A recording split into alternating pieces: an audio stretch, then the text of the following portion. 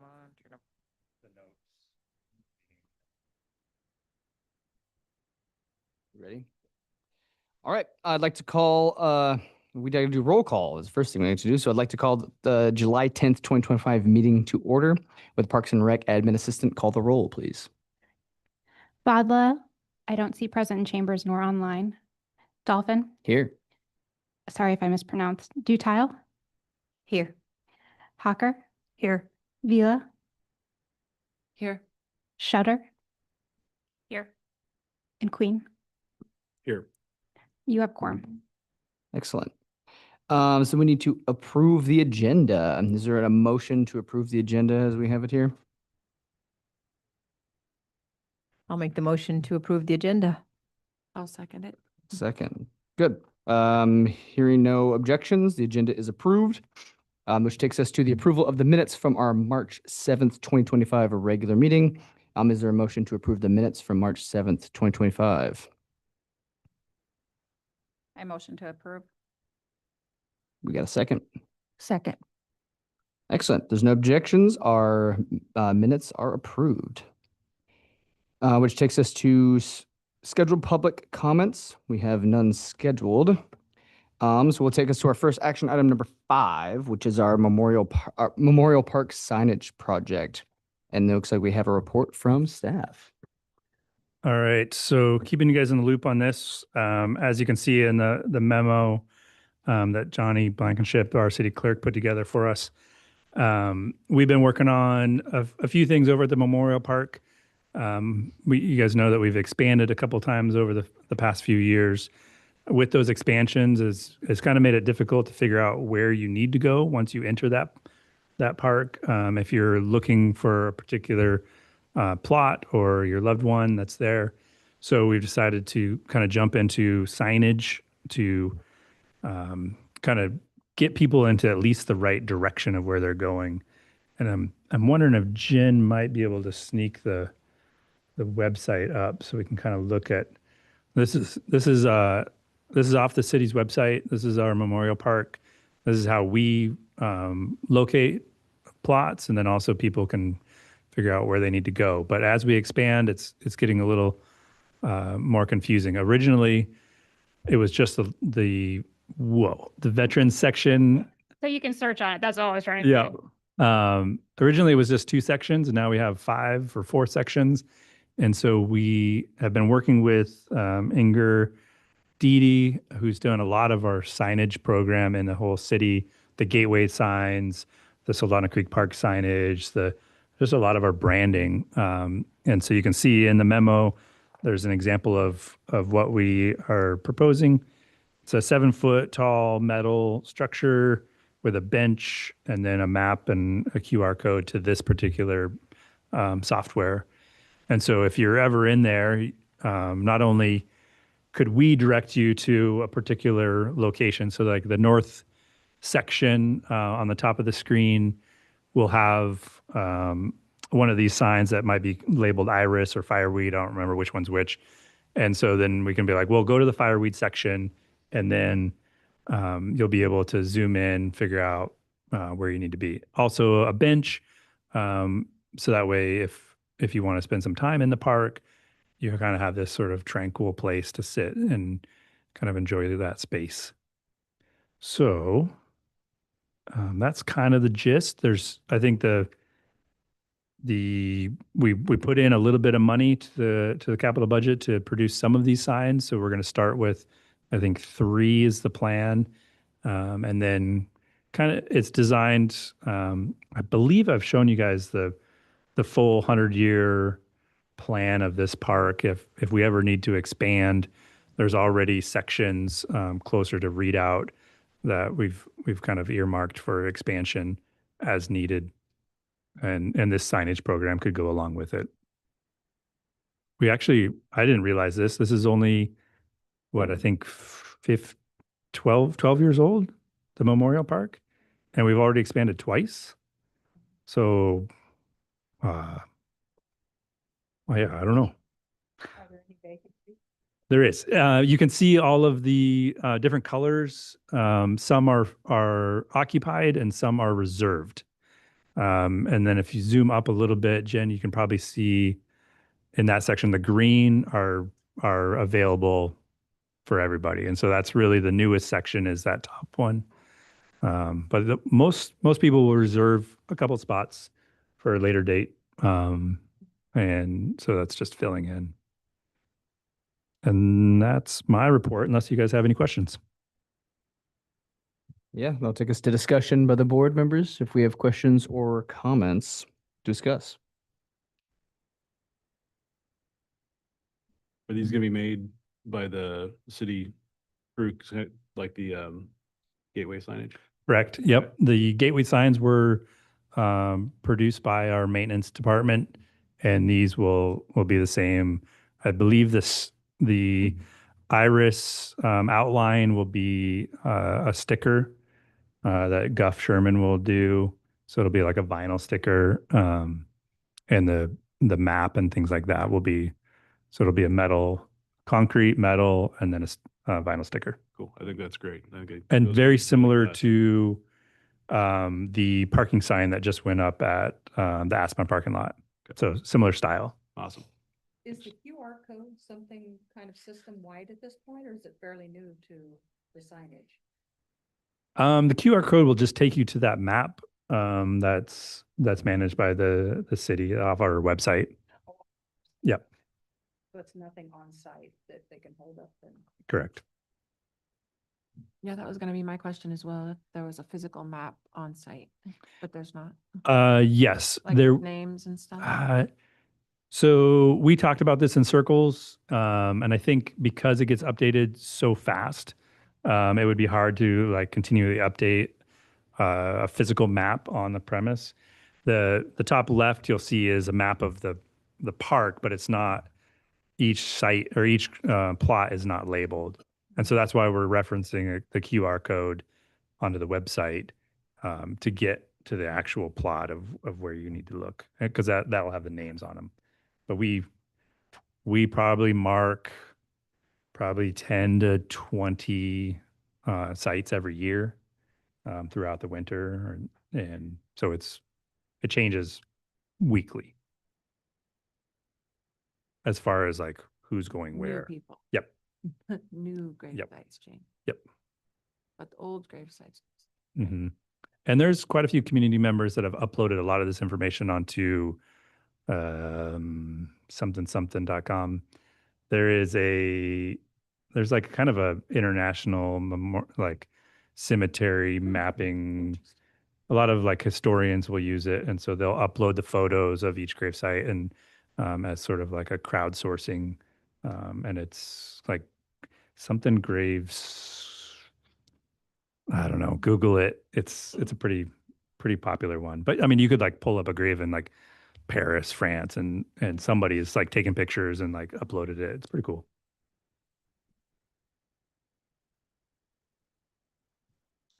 I was just asking for people that don't have the ability to do that, you know.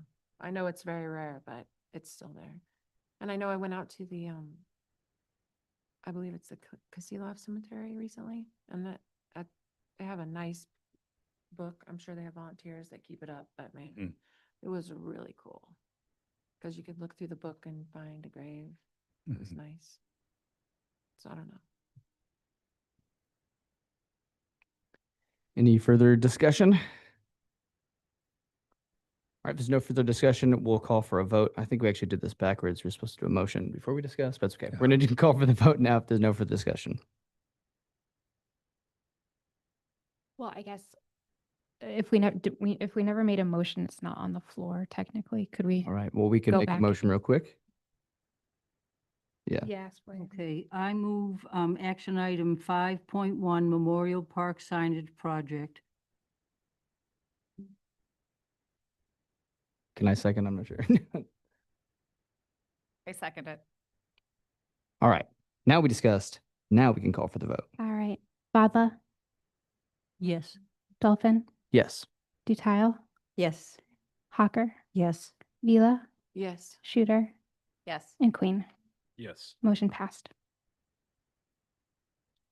All right. That brings us to our next action item. This is the special event guide at Soldotna Creek Park update. So is there a motion to bring this to the floor? I'll move to bring ahead action item 5.2, special event guide at Soldotna Creek Park update. I'll second it. All right. Then we'll have another report from staff. Okay, I'll give this one today. This is a document that's been before this board a few times already. It's the way this is used really is when somebody calls our office and is looking to reserve Soldotna Creek Park, we send this guide out to them. It has answers to all the questions that we get asked. It saves us a lot of staff time answering the same questions over and over. But it's also just educational for the community to see how they can most easily and best access Soldotna Creek Park for their large events. As you all know, it's a happening event space in town. Really, these updates, they're minor. There's nothing huge in here, but do flip through it if you haven't already. We've highlighted all of the changes that are proposed, and these aren't changes to anything. It's nothing new. These are just putting in writing all of our current practices that we're already doing. And that we have been doing throughout the past. We've noticed we've had quite a few calls recently about food trucks being able to vend in the park. So that's kind of what sparked this conversation was we don't allow commercial operating outside of our public spaces. You can't park your ice cream truck and run it out of Soldotna Creek Park every single day all summer, even though that would be wonderful to get ice cream at Soldotna Creek Park. It's a public park. It's meant for public usage and not for commercial usages. So we've kind of updated some of the language on that. The weekly market event, that is a new section, but it's really just clarifying that at this point, with the success of our current weekly market, we don't have the capacity as staff to run another weekly market of the same magnitude or to support another one. We do not run the Wednesday market. But right now, with how large that event is, that we're pretty much at max capacity for weekly markets. So if somebody else approached us and said, I want to run another market, we would not be able to support it in the same way that we're able to support the Wednesday market. So that's that last phrase, city staffing as well as turf impact and damage determines the capacity for weekly markets. If somebody were to come in and run it all themselves and have a damage-free plan, it's always on the table. It's not trying to restrict use, it's just trying to be clear that we can't support another event in the same way that we support the Wednesday market currently, as it currently stands. We can keep scrolling through. This is a phrase pulled from our booking policy at the sports center that just states that you can't do, or we're discouraging regular and recurring events in the park outside of the weekly market. So this would, it kind of ensures the success of events so that they're not too close together. So we wouldn't want to have a Christmas market on the same weekend as another Christmas market because then both Christmas markets would be less successful. Can keep heading down. And this is all staying the same.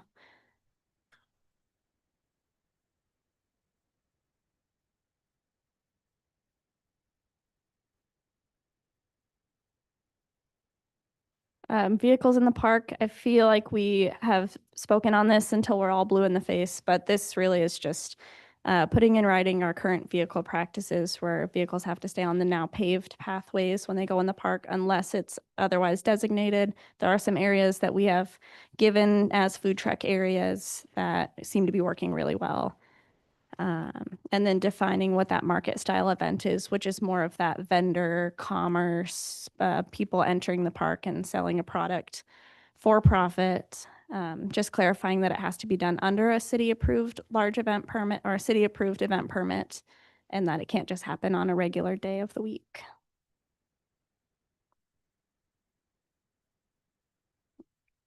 And that one's pretty self-explanatory, vehicle load in and load out. So as we said before, they're our current practices, but they are things we get calls on pretty much every day. So we just wanted to put it in writing here so that we can direct people to this guide and it's a little more comprehensive. All right, that brings this subject up for discussion by the board. Are there any board member comments or questions? I actually have a comment. I was at Soldotna Creek Park. It's not necessarily in reference to the rules, but more an accessibility issue. And I don't know what status we are at with the lower parking area, but I've been there many times where I've parked down below. And as the vehicles are coming down the hill, people are running across, trying to go up the dirt trail. And there's a lot of handicap people that are trying to be pushed up that. And I was wondering if at some point there's a possibility of looking into ramping over to meet the existing trail that goes up that allows handicapped access and would pull those people out of that harm's way, basically, and give them more accessibility to getting to the park without creating a situation down below. Not for everybody, but for a lot of folks that are maybe handicapped would be an option to be able to park down below. And I mean, I believe that land is owned all the way to that, it connects there. So I think that would be a beautiful addition for a lot of reasons. It would relieve a lot of people coming up, trying to climb that dirt hill. And then, like I said, if they are in a chair, they'd be able to get through there accessibly. And it's already existing. It's just a matter of adding, connecting that. So Yeah, that's a pinch point.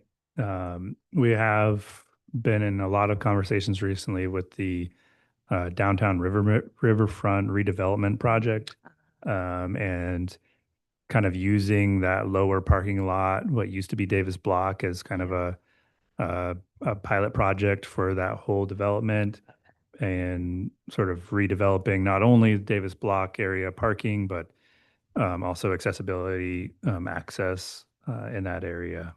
So I don't know if we have a timeline on it, but it is something that we talk about a lot because Wonderful.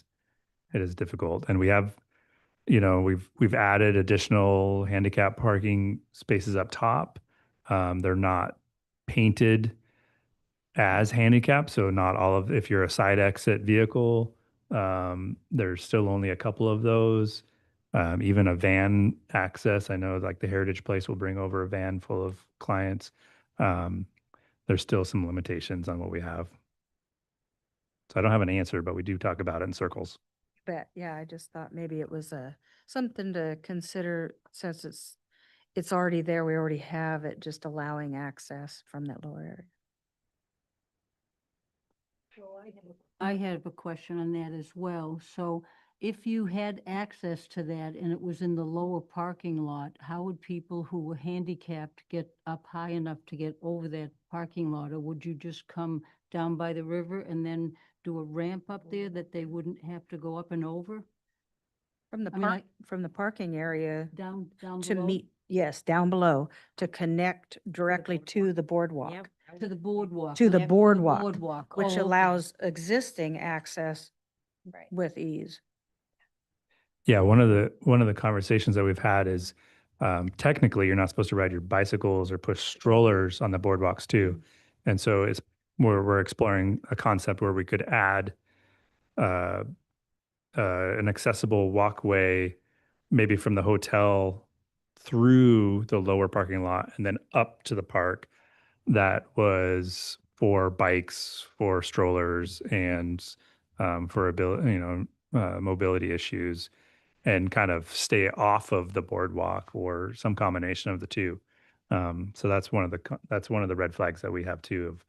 Of we're encouraging people to walk to the park, but if once you hit that boardwalk, technically you're supposed to push your bike, and the strollers are tough, and so it's not. It was designed for fishing, not access to the park. And so now we're playing with different ideas of how we can maybe even kind of just add a different type of boardwalk right next to Aspen Hotel through our current Davis Block area, and then even that hillside that's currently covered in trees, could be redesigned to have a different grade access. All future projects to come to you as soon as we're done with the field house. Can I do not a follow-up on that, but I have another question. Do we have more vendors this year or different vendors or both? I mean, obviously, if we have new ones, and they were different, that would be, so do we have additional vendors this year? It seems like there are more in there. Oh, okay, expert. In reference to what?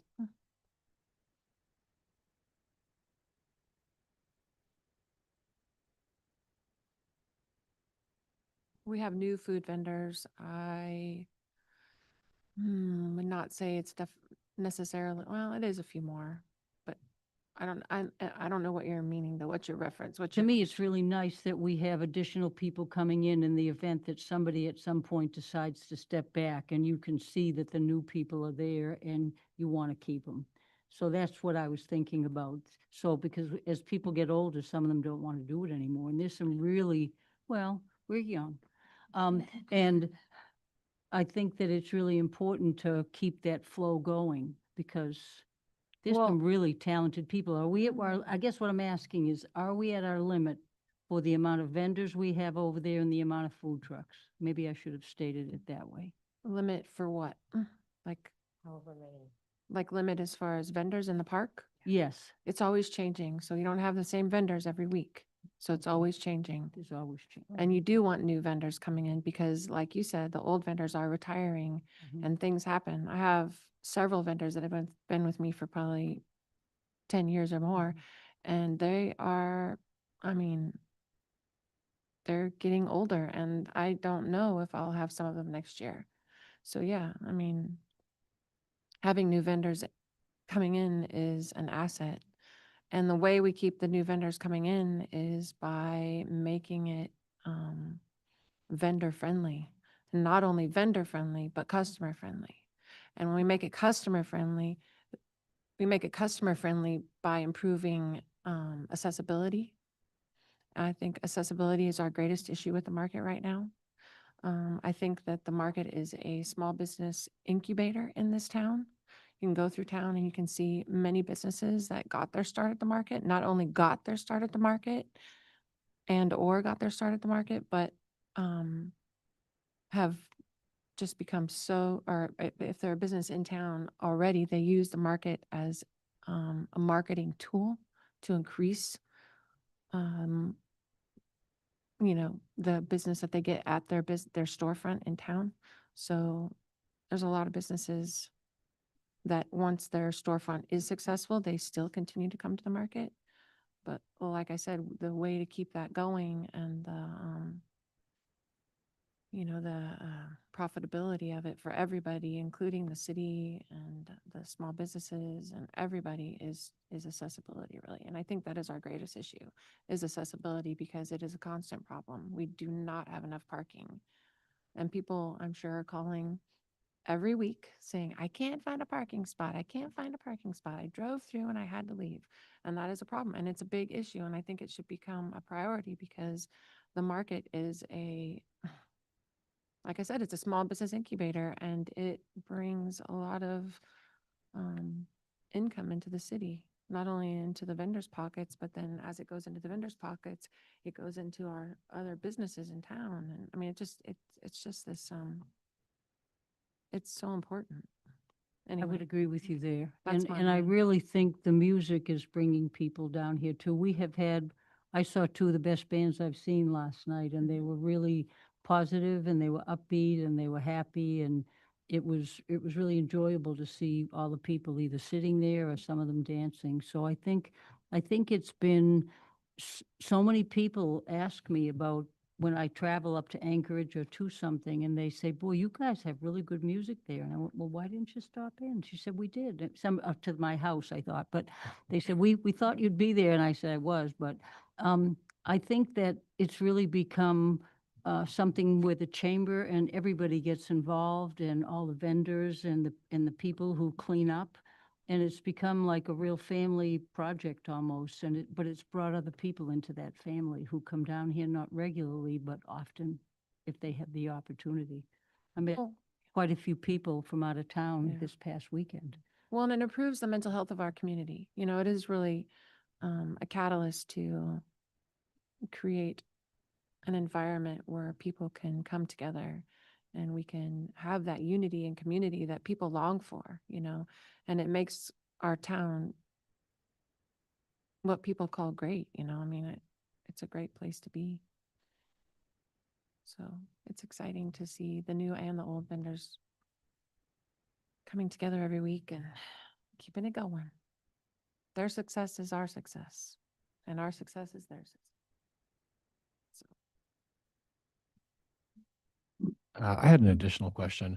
So on the fees portion of this guide, a number of these fees are rated based on attendee counts. Do we do self-report on that and then honor system, or is there any process by which the parks checks this? Currently, it's an honor system, and we can kind of gauge, you know, the difference between a 60-person event and a $500 person event is pretty obvious. In this year's current fiscal year's budget, we actually are purchasing some software that will help us track attendance in a better way, where we'll be able to see how many people are at the park and what time and kind of, you know, where their peak numbers are. And so we'll have additional resources this year to kind of know, and that'll go for non-event days too, when, you know, if we see a random Tuesday has 1 million people, we can kind of figure out why and then redirect staff to kind of clean up after them too. Got it. And then circling back to the discussion about parking and handicap accessibility off the Davis block lot, I just want to reiterate that one of the, you know, admittedly it's a quite a big reach, but one of the projects that was documented in the Riverfront Redevelopment Plan was the idea of a market hall building / parking garage that would exist kind of on that property in the border of the park, where you would have a parking garage down low and then maybe some, I'm assuming some kind of elevator access for people to get up from that to the main level and have the market hall that opens up right onto the park. So would love to have that. Big question is how do you pay for it? But that is, you know, quote unquote, a catalyst project identified in that planning document.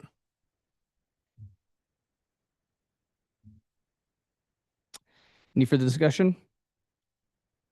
Got a little off track there, but remember we are talking about the special event guide here that we're looking at. So we'll call for a vote to approve that. Dolphin, Yes. Dutile, Yes. Hawker. Oh, did you say yes? Oh, did I? Hawker, Yes, yes. Vila. Sorry.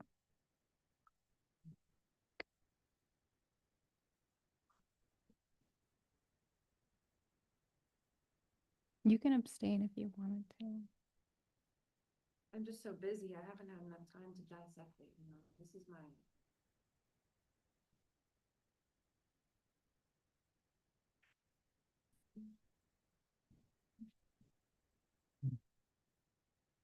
If the concern is a potential conflict of interest, you could declare that, and I believe it's the chair's discretion whether or not he considers that a conflict or not, and would request that you either vote or abstain. I just don't, I believe other than declaring a conflict, typically the process doesn't allow us just to choose to abstain for the sake of abstaining. all right. Well, I'll just say yes for now. I mean, yeah, Okay. can fight later. Scudder Yes. and Queen. Yes. Motion passed. Oh, sorry, and Vadla. Sorry.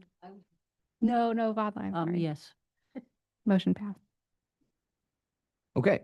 That brings us to item number 6, where we get to our reports. We have our Parks and Recreation Director report coming up. All right, we've added a couple of the monthly reports for May and June. So hopefully you guys kind of saw some of the highlights that have been happening. A couple of things I just want to touch on. We've got additional gardeners on our gardening team who have a lot of experience, and they're really kind of going gangbusters and making our community look good. This is the first year that we've been able to utilize our greenhouse to grow our starts. Typically, we buy all of our flowers, we buy like 3,000 little flowers, and they're all about, 1 inch tall. They come in the mail in February, which is awful. But we added a bunch of heaters to our greenhouse this year. About 99% of our flowers survived. Typically, we get like 70% if we're lucky. So we're super stoked. But now we have too many flowers, and the gardeners don't know where to put them. But that's a good problem. Some other things, we did hire a field house coordinator.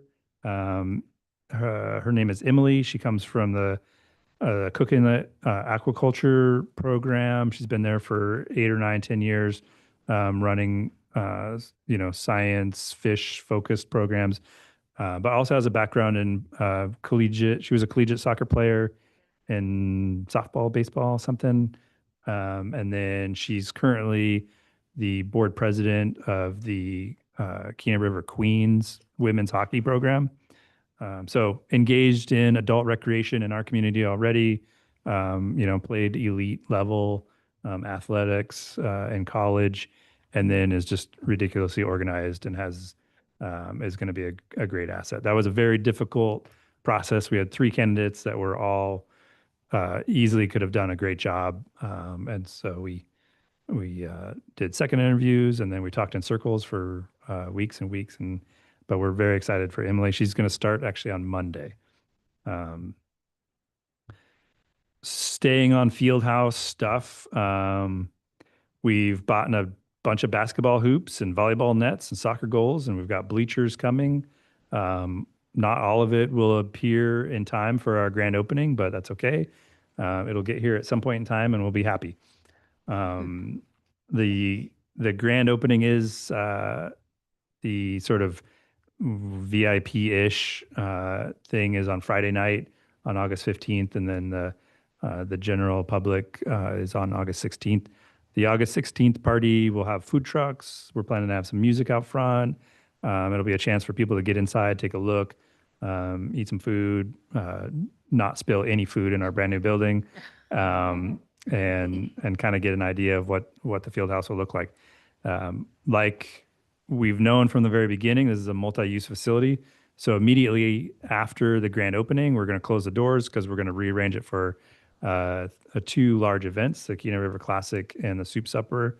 And so the first year of this building is going to be a learning curve. There'll be a few times where we got to close the doors for events, but we're going to try to keep it available and open as much as possible. We've already been in touch with, maybe there's a flag football program that's starting up. They're just finished their paperwork to be a 501c3. So we'll be seeing youth and adult flag football in the winter. We've got a sort of travel basketball, elite basketball program that's typically been hosting a lot of tournaments in Anchorage and the Valley and Fairbanks. They're planning on bringing some of that to the peninsula. So we potentially could have 60 to 80 elite basketball kids in our community staying at hotels, buying gas, buying food. So we're excited about that relationship. We've got a couple new events. Siri, Boys and Girls Club are both penciled into the calendar for hosting events in the field house. So we're kind of using that space like we had hoped and dreamed. Switching gears, summer staff or just staffing in general. We kind of filled almost all of our positions for the summer, but we've had a few people leave. So we're kind of bare bones for summer staff. In addition, we made ice earlier this year. So we're currently skating. We've got a hockey tournament in there right now. The hockey tournament probably has about 90 kids. There's also a 3-on-3 hockey tournament, the camp has 90 kids. The tournament probably has like 40 to 50 kids. And then there's some like open skate in the evenings that KPHA is paying for like high school, college kids. And they were getting 30 to 40 kids a night just this past couple of days. So the idea of summer ice, although it's been a strain on our staff and our ability to do a lot of things this summer, the hockey community is buying in, and we're filling that building, which is really nice to see. We we are kind of monitoring our building. As you guys know, we do not have a dehumidifier in our building. So making ice in July is kind of scary. We could do some damage, but it looks like we haven't seen any signs of condensation. That's really what it's going to come down to. Is like when we see condensation building up on our ceiling and dripping down onto our ice, that's condensation leads to damage, and that's not what we want. That's kind of what happened in Kenai. Question on that. Yep. Did you establish a humidity baseline before putting the ice in and then check the humidity levels after that? So even if you're not seeing condensation, I'm curious if there's humidity differences that are increasing enough where we should be concerned about. Yeah, our strategy is actually to turn the heat on, and that helps us, and then lock the building down as much as possible so we don't get as much July heat in there as possible. Got it. So we have all of our doors shut. We have our internal heat on, which then counterbalances it. But no actual measurement of the humidity itself. Yeah, we don't. Okay. Our measurement is with our eyeballs. Like a lot of times, if we hadn't turned our heat system on, the whole building would get foggy, and in some facilities you can't even see the other side of the rink because it's so foggy with condensation. So we're doing pretty good. Awesome. I won't dive into it too much, but we did finalize our refrigeration study, and we got that back. We're going to dive into that in our next meeting, but briefly, it's suggested that our system is 33 years old. Typically, they have a 20 to 25-year lifespan. We have established a really good maintenance program that's kept our system running very, very well. But like any old vehicle, at some point in time, it gets very, very expensive to keep it maintained. We're probably looking in that 3 to 5 year range to do something drastic, and that price tag is going to be in the 5 million to 8 million range, depending on what's decided. And a lot of that is we've got some working groups started internally. We've already kind of shared some of this information with council. Just we haven't talked with anybody about it yet, but this is the information that we have. So we're going to dive into that next meeting. So I won't talk anymore, but just know that that's coming. And the timeline, nobody really wants to give you a timeline, but the fact that we're 33 years old is means we need to come up with a game plan, and it's not going to be easy. Are we still one of the last ones to have that system in the state? I believe we are one of the last ones in the state. I think there's one more in Fairbanks, at a smaller rink, that hasn't switched. So,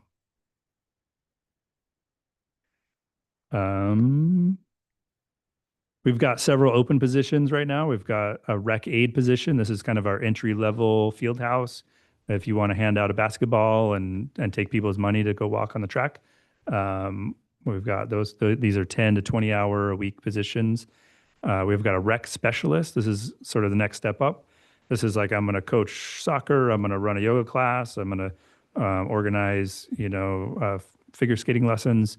Again, 10 to 20 hours a week. That position is open. We actually have 2 maintenance positions open right now. We've got we changed the name of our laborer position, which is our entry level, and we changed it to a maintenance tech 1. So entry level maintenance position. This is somebody that has, a couple years of experience, but not a ton.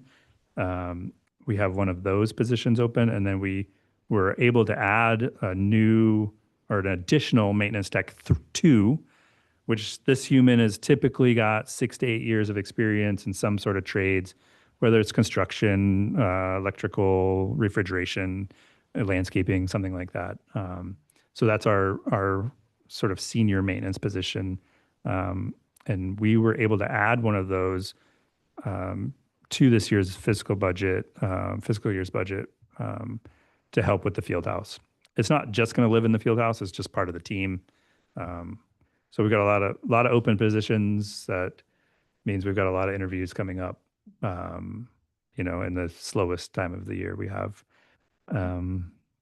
I'll take a break if anybody's got any questions. I got a couple more bullet points I want to talk, but I have a question. I'll breathe. Is that tech 2 a 2-year, a full-time position? Correct. The 2 maintenance positions are full-time, That's what I thought. with benefits. Okay. Yeah. Just to clarify, the Boys and Girls Club event, is that their gala event? Correct. Okay. the Yep. Fundraiser. Yep. Yeah, they're hoping to use the field house instead of the Cars Mall. And so are you with the rec specialist? That's full-time as well, right? No, that's a half-time? Okay. Yeah, both the rec aide and the rec specialist are part-time positions. Okay, thank you. And the hope is that we'll have like, I don't know, 4 to 6 of each of those. So we'll kind of spread it out because in theory, the field house will be open, say 7 a.m. to 9 p.m. That's going to take some extra help. And so that rec aide and the rec specialist will be able to help keep that building open for everybody. A rec aide, which is different from a rec specialist, is the rec aide, could that be somebody who was like 18 or 19 and had no experience? Or would it just be somebody who had some experience? Yeah, the rec aide position is really our entry level. We currently have a campground attendant in that same sort of level of like, I could be a high schooler, I could be a college kid. I'm not looking for 1,000,000 hours. And that's kind of our entry level position. Yeah. It doesn't have to be young though. Baby boomers who have extra free time that are looking to hang out and do some walking. You Just got a say free field house membership. He's got a tracker on you. You'll know right where you're at. All right, I'm going to jump through a couple more things. Campgrounds are up and running. Fishing is good. It was kind of slow the past couple of days, but there are fish in the river.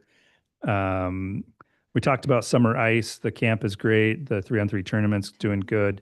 Our system seems to be doing good. Running the refrigeration in July, obviously it's gonna use a little bit more power, but so far things are going very well. The grass in our community, some grass looks really good. Some grass, if you've been through the Cemetery Memorial Park, you'll notice that almost the entire park is dead. This past winter was a struggle. The early snow, the rain, the melt, the freeze, that did not help us. So we're struggling, but we're working hard to try to get that thing back up and running. Talked about the flowers. Side project, we are working with the Little League and the rodeo. This has been a long-going project to get reliable water to both the Little League and rodeo facilities. Sorry, long story short, both those pieces of property are leases. We own the land, but we lease it to these two nonprofits to manage and run. But 50 years ago, we dug a well, and the city provided water to both facilities for irrigation. And the rodeo uses it to water their arena, which they need to get that dirt wet, and then also use it for their livestock. It's not potable water, so no humans drinking it, but they need it for irrigation. That well is really old. It's been struggling for many years. We are going to actually run a 2-inch line from K Beach into both of those facilities. We'll go underneath Home Run Road, kind of do a bunch of work. We just decided that we need to do something long term, and so we're going to do a lot of the work in house with the maintenance team, and our utility department is pitching in. So it's a big effort and price should be pretty cheap. Just kind of normal operating budget, nothing crazy. So that will happen in August. So that's very exciting. We started doing research on water issues with rodeo and Little League, and since the beginning of time, we've had issues with water. And so to come up with a fairly good long-term solution is exciting because we're definitely getting tired of talking about water. Last couple things, capital projects wise, we have a couple projects that are sort of on the books that haven't really gotten completed. Arc Lake is one that we're pretty much wrapping up. We brought in additional gravel and additional sand to the beach area of Arc Lake. We purchased additional picnic tables.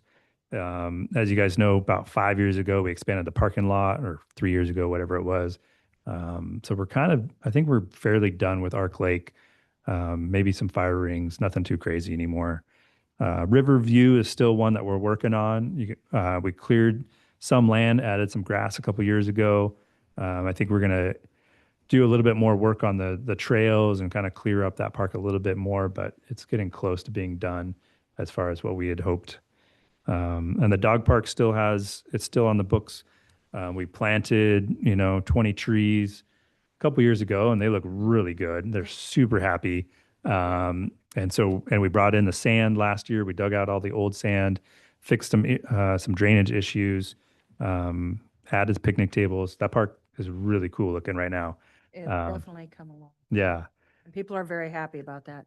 It was very noticeable with the breakup that the drainage had been not 100%, but Mhm. it was definitely an upgrade. Yep. And we appreciate that. And hopefully moving forward to some sort of a memorial section Mhm. in there. And that's why I was curious about the QR codes where we'd have just little plaques, maybe instead of the concrete, and then you Mhm. could just do a QR code. And you'd be able to see a video of that dog running or whatever the people want to present, and it would be on a Yep. board. So that's my goal. Cool. But yes, those upgrades were definitely, it's a busy park. All right. And that is everything I've got. Yep. That's on my list. Done. Any questions? Yes. The question lady right now, fast, I guess. So I really like the fact that you finished Dark Lake and the sand is really good. I like that at the dog park when I get a new dog. I haven't told Bruce yet. Riverview, I love that you cleared the land and that hopefully I like the trails the way they are, but they're not good for kids. My question is, that's a really nice big space and I've had several people that I see is more and more people are going there. And so one of the gals said to me, I wonder why there's not more things for little kids here. And so that question has been, and I don't know some of these people, they must think they probably know I live there because I walk there or near there. So I wonder if that could ever be in the process at some point, because there are so many little kids there. And maybe another parking sign, because some people on all these streets drive fast. I mean, I've been passed on Kobuk and I'm like, really? So the park is beautiful, and I see like whole mothers and fathers sitting down there with blankets in the grass and having a picnic. And then I see like that they have like 8 or 9 kids there with them, and I think, well, this could be this could be, it's a fun one. And I'm not going to tell you how high your daughter walks or crawls in there now, but it's a good park. But I like to see it expanded a little tiny bit, not to bring so many people there, but to have more activities for the smaller ones. Thank you. Yeah, just to follow up on that real quick. Riverview Park, if you've been there, the park playground part of it is on 2 lots. We actually have 6 lots, 7 lots there, so we could expand it. Some of the original documents from the 70s, like it was going to be a tennis courts, it was going to be a skate park. It's always been like, what do we do with this spot? It is nice that it's in town. It's nice that it's small. It's not crazy like Farnsworth or Soldotna Creek. But it's also nice that it's kind of wooded. So I don't know, like we don't have any decisions, but if you guys have crazy ideas and want to, uh-oh. Okay, I have a crazy idea. Let's leave the little paths the way they are, or paths as you guys call them. It's really a path. But I think that the kids like going on that little path, and I think they like that it's not so big. And I think people actually go there because it's not as grandiose as some of the others. And you don't have to worry about somebody bonking you in the head with a swing because they think it's funny to pull it up and let it go. And so I think, and since there are so many little kids, and I mean, they're going to grow, but they'll probably have other kids. I think some of those smaller parks should be kept that way, because and I like the Soldotna Creek Park, but you really have to stay in the little kids section, or you have to go there when there aren't a gajillion kids throwing basketballs and frisbees, and they're having a blast too. I'm not cutting them down because they're kids too. So that would be nice to have a park that wasn't, I mean, a lot of people walk on that path, you know. It'd be nice to have, oh, and I did notice the other day, the water faucet that's there, is that a drinking faucet? Yeah, that's hooked up to city water. Okay, well, the kid was having a blast. It was all up in the air, all over the place. Oh, okay, I just wanted to know if it was my mind. Was it your granddaughter or was it somebody Yeah, else? Joel. No, it was not my granddaughter. It was a young little, not a little boy, but a younger boy, maybe 12. If I may finish. Oh, never mind, it's not that time, never mind. Had a long day. The daughter wore me out. Can I ask about Sunrise Park? What's going on with Sunrise Park? Nothing right now.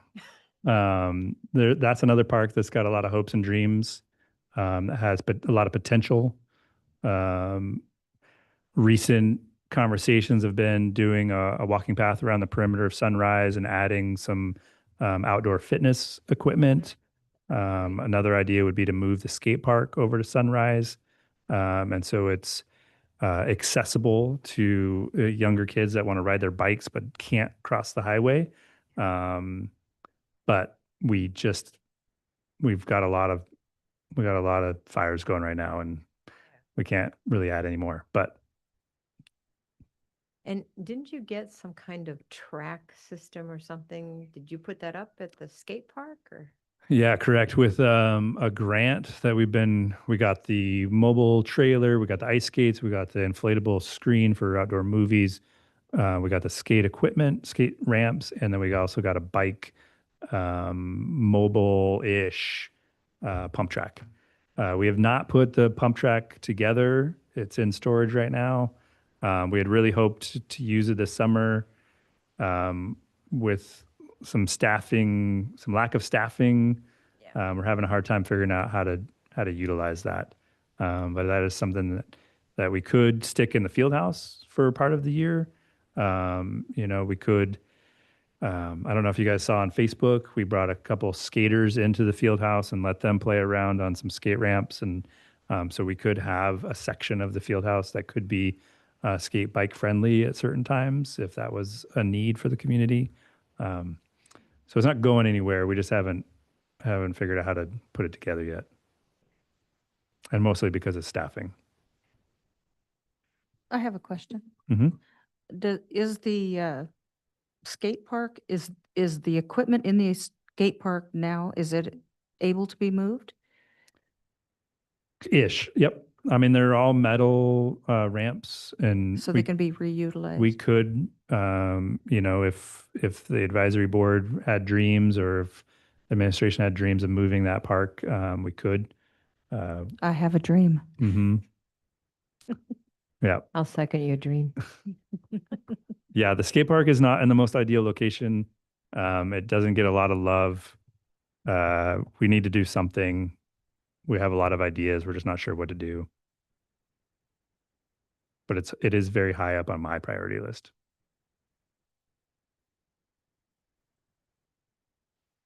So kind of switching gears into less entertaining things than skate parks. I think you talked about it at one of the last meetings, but the RV dump station at Centennial, is there any intention of going back in with one? Because I believe Freddy's is closed now, right? And the one by the Soldotna Creek Park is also closed. Is there any other dump sites in Soldotna available? Currently, there's not that I know of. The Chevron, Exxon, whatever it is there by the park, I have heard is closed. I haven't seen it. Fred Meyer's, the city, helped them turn their water back on, but not my department, but there's been a lot of conversations with Fred Meyer's to open up their dump station again. They have the ability to, from what I understand, but again, I'm not in those meetings. I think there's, a million probably conversations happening on their side too. Our two dump stations, maybe we talked about it last time. They were from the 70s. They finally corroded so much that they couldn't be used. So we demolished those brick buildings and filled them in, and do not have dump stations in our two campgrounds right now. We are in conversations of how to replace them, and when and how. Just timing, we weren't able to do anything this year, but we are looking at what could we do for next summer, adding. But we're also looking at, like, could we just hook it up to city sewer? Sewer does that. Homer does that. There's a lot of pros and cons. Maybe move it outside of the campgrounds and somewhere else in the city. So a lot of these conversations are happening. But as of right now, I do not believe we have a dump station in our community, which is not ideal, because if you saw the paper or Facebook last week and somebody decided to dump their sewage at Fred Meyer's and shut down Fred Meyer's for a couple of days, that it's going to be more of that. Yeah, I think not having one available is going to lead to poor decisions. Correct. Especially this time of year when it gets really busy. But thanks, Joel. Mm-hmm. And then if already read the updates from the city's website, there was there was absolutely no way that building got contaminated, but it was decisions were made, and when you have corporations and DEC involved, that's the way it was handled, which is fine. And our guys worked overtime to, alleviate that problem and get the test done and prove that everything was good and get Fred Meyer's back up and running. So they dumped sewage, but it'd be like, I'm probably talking above my pay grade, but it'd be like if you contaminated your garden hose that was like 400 feet away from the building. You're like, well, it's like physically impossible to go the other way. It's pressurized, but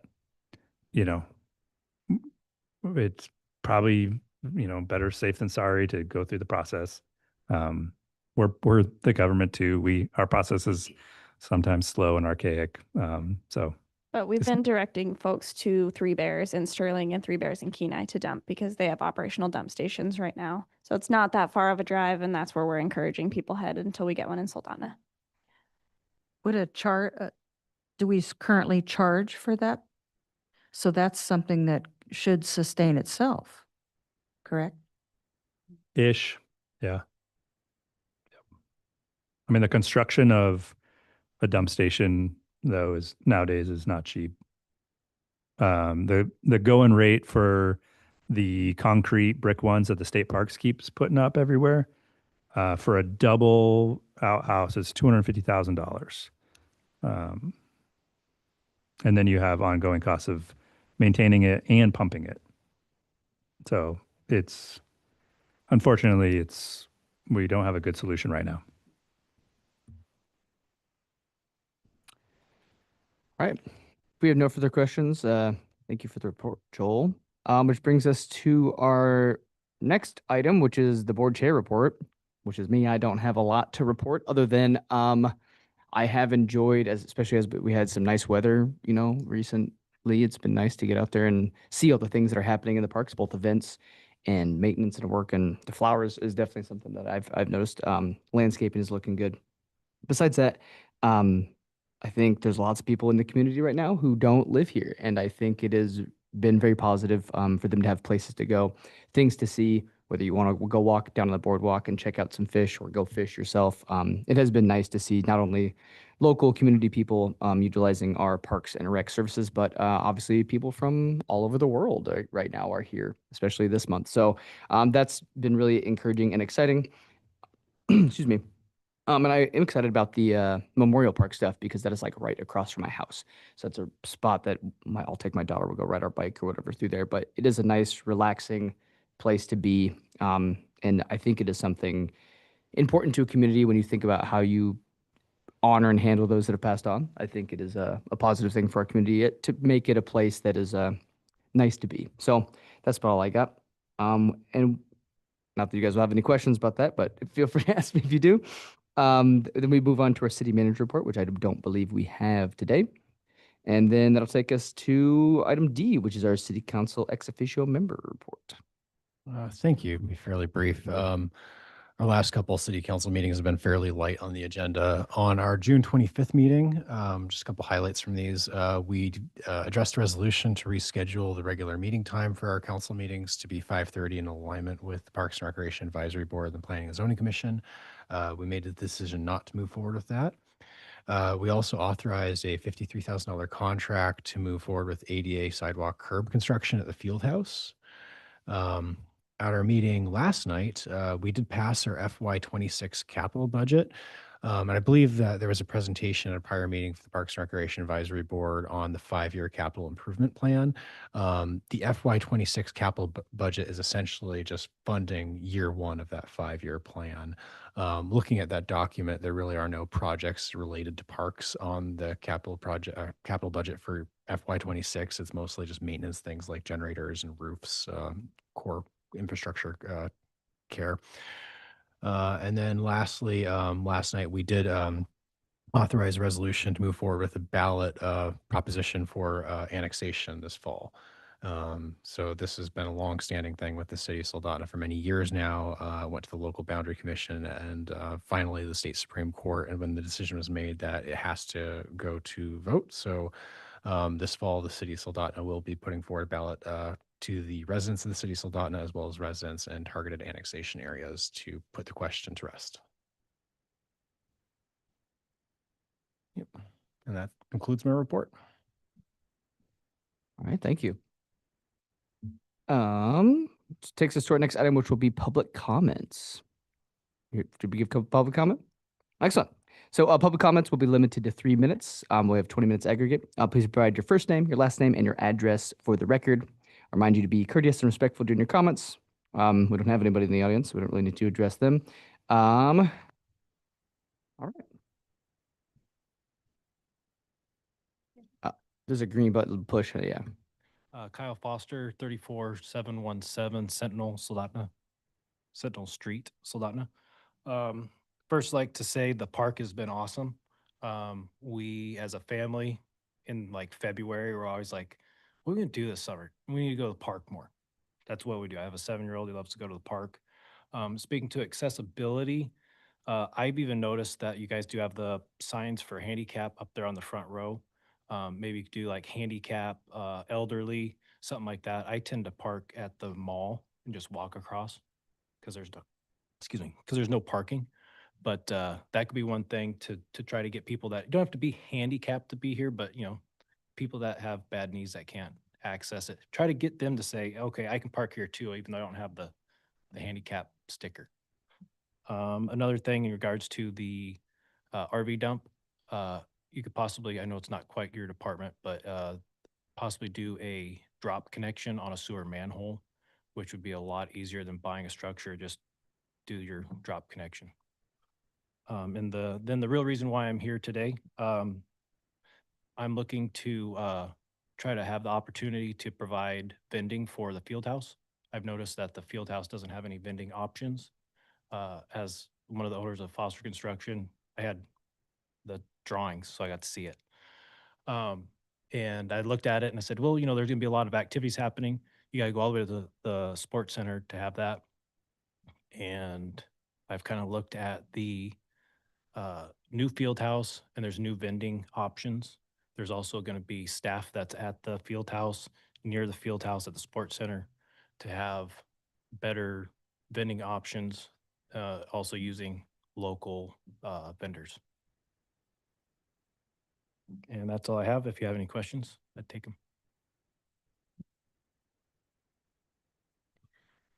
So let me understand, you supply the vending options? Is that what you're? Yeah, I'm looking more towards the vending machine options and Right. things like that. Beverages as well as snacks as well as food. If you look into the vending world, there's a lot of really interesting things you can do now with technology. Mhm. Now, how does that benefit the city? Is there a portion that goes from the income derived from that, the sales? I know the city has some vending vendors, I guess, companies. I don't know how those contracts are written. I imagine there would be a percentage of revenue. That's traditional. It is, what would be a traditional amount for your current contracts, you say? I would think the city sets those standards. Okay, thank you. I know this has come up here at this board a couple times. We have discussed it a few times. And one of the things that at least we had brought up is that the field house right now isn't really set up to be a spectator venue. So essentially, the people that would be vending to are, like you said, people who work there, or people there for activities where they're doing, you're playing pickleball, you want to buy a water from the vending machine. I know it was also brought up that it's probably something that we talked about down the road. Being a brand new building, you maybe don't want sodas and stickies and candies and things like that. So I know we have discussed this before here as a board, but I definitely think there will be a want and a need for that. I would imagine, you send your 6-year-old to a drop-in soccer and he goes, but I forgot my water bottle. It'd be very convenient to be able to just go, oh, well, here, let me hit you to the vending machine to meet that need for the kid, for the user. So it's something we've talked about before, but I don't know where we're at. Joel, is there a space in the field house for machines to go eventually? Yeah, we've kind of penciled in a spot where we think vending machines could go at some point in time if that's what we wanted. It's not just Kool-Aid and pop machines and candy machines too. Like they make vending machines for ice rinks that you can get sticks and tape and mouth guards. I've seen vending machines where you could check out basketballs and soccer balls. And so you don't have to talk to somebody at the desk. You just go to the machine, pay your $1 to get your basketball. And then when you put the ball back in, I don't know, it gives you your card back, or I don't even know what it does. But vending machines, the technology has come a long way. So yeah, we have strategically added some power to a particular area that we think could have vending machines if that was something we wanted to do. But like Eric said, at this point in time, we were kind of, let's wait and see what happens. We do have the vending machines on the other side in the ice rink, so they're at least within walking distance. But if there was a demand for it and a vendor that was interested, like we do have 2 contracts. We have one that does the snacks at the rink, and we have one vendor that does the Coke product. And so it's a pretty common practice for us. How does that work as far as selecting a vendor? Like, Yeah, it would go out to bid, or is that? Yep, it would be an RFP process. And I haven't done anything with the current vendor. I don't think we've ever had anybody come and want to do something at the ice rink. Typically, we wait until there's competition, and then it's like, okay, well, sometimes it's a 5-year contract.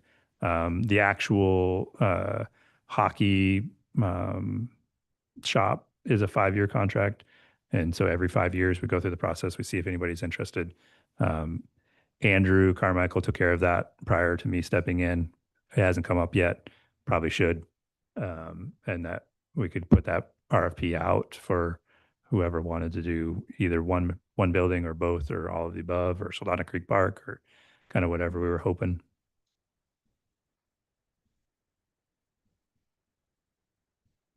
And I have a question. Do they still have that where the hockey rink is now? Do they have warm food too? Are they still cooking food in that little room? I haven't gone to one of those hockey games in a long time. Yeah, the concession stand area. Concession, yeah. Yep. The concession stand is a little bit different, but it is managed by the Brown Bears and they contract that out. And it really is only being used during Brown Bears games and like hockey tournaments, but not really on a day-to-day basis, just special events.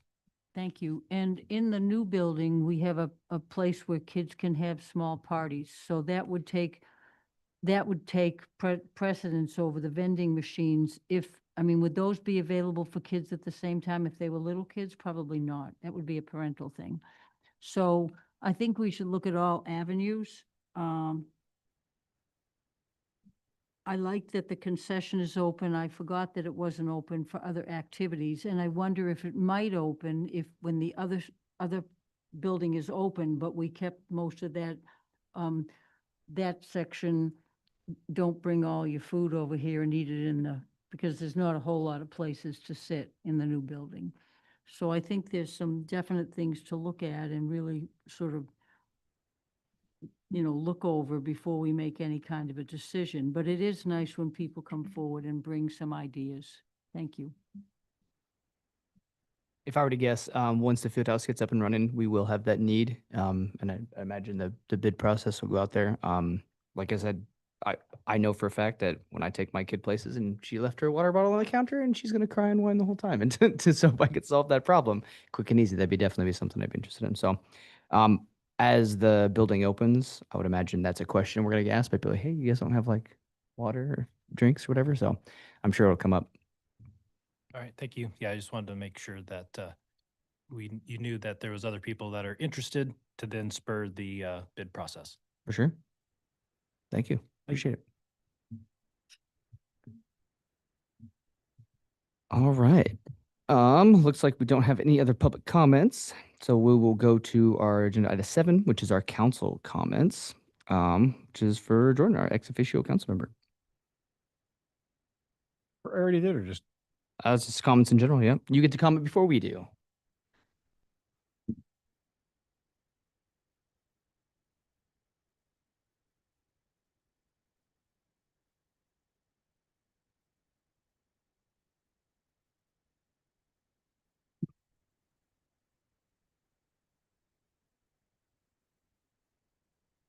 Thank you. Which brings us to our agenda item number 8, our board member comments. So if you guys, Parks and Recreation Board, Advisory Board, have comments or questions, put them out there.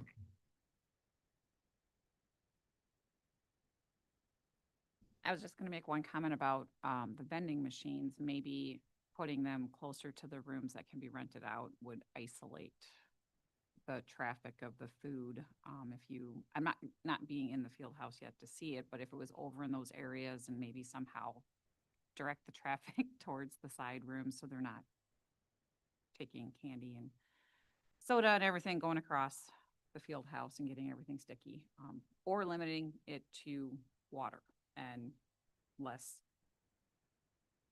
snacky things, stuff like that. So I'll go ahead and do a quick one. I want to say thank you to you, Joel, and to the team, and to you, everybody who worked with the flowers. They are absolutely beautiful. We had a blast yesterday walking through all the little rocks to go to the park, and we made all the little, we want a couple more squares, so we have a little more room to walk on. But I see people going over there and looking at the flowers, and I like the fact that you have quite a few what do you call them, perennials over there. And that's nice because the perennials pop up in the back. I love to garden. And they pop up in the back, and then all those low ones that your team puts in, they put them in so beautifully. And so Scotty and I had a nice discussion about that, and she liked the flowers too. So, and she loves the swings. So I want to thank all of you, both of you, well, all of you, I guess it's your whole team over here. You have done a stellar job. I mean, don't get it go to your head, but you're doing a really good job. We have a really good community. I've met more people who say they're coming back next year who live in Anchorage and further up and all the way down to Homer. And it's been really joyful to see so many people out, even sometimes in the rain. The sunshine's way better. But thank you for what you do. You really make a difference in the community, but don't get big heads. Thank you. I'd like to make a comment, just from the fact that I've lived in Soldotna for about 40 years now. And I've seen what all of the advances of the parks, the creation of these little, the little pocket parks in the communities. But more so, I think, than anything that really boosted Soldotna forward in many different ways was the Soldotna Creek Park. And I'd like to make sure that the recognition of the birth of this huge event that has become very important to all of us in our our friends, our family, our visitors. People travel here because we have these things to offer. Annette, I appreciate personally everything that you have done, literally created this. And as a Parks and Rec person, as a community member, I am very respectful of what you've put into this. A lot of heart and soul. I remember a long time ago, I wanted to be one of those vendors down there at the park. And I asked around and they said, you got to talk to Annette. And I'm like, who's Annette? You know, but I know who Annette is now. And I thank you. I thank you for being a part of the park, a part of our city, creating such an amazing place to be. And Joel, for recognizing that for the city to work hand in hand. These rules and regulations that come in to tweak it, to make it better, to make it safer, they're definitely appreciated. But I would definitely like to make sure that we all realize where this came from. Thank you, Annette.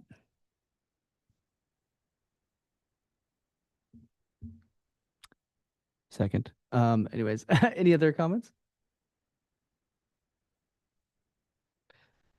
Thank you, Connie. I appreciate that. Kind of makes me a little teary.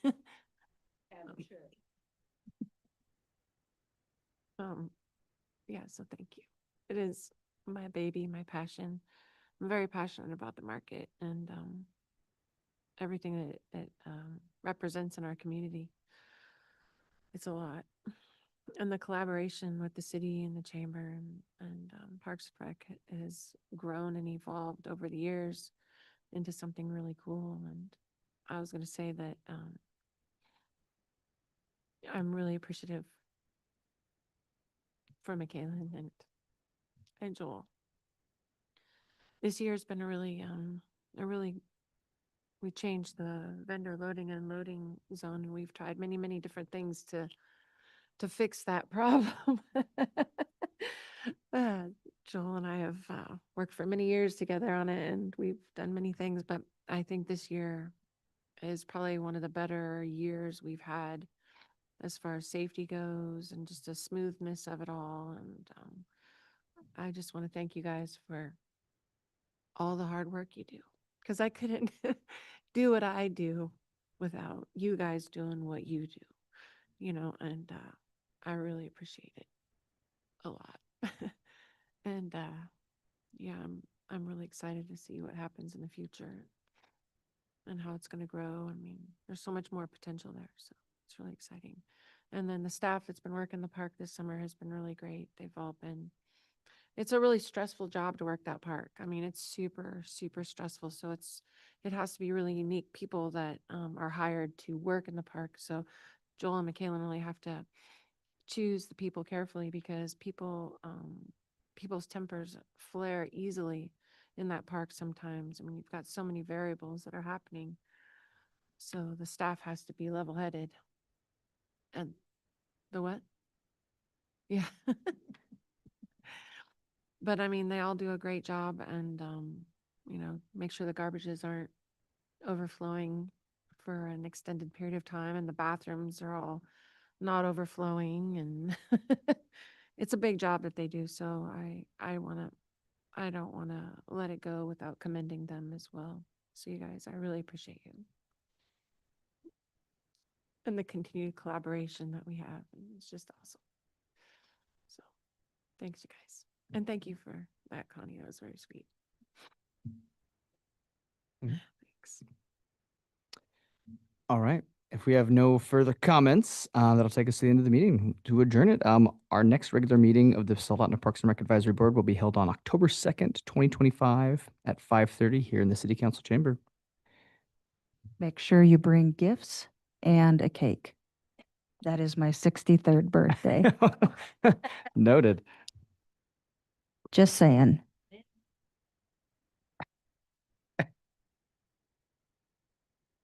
All right. Yeah.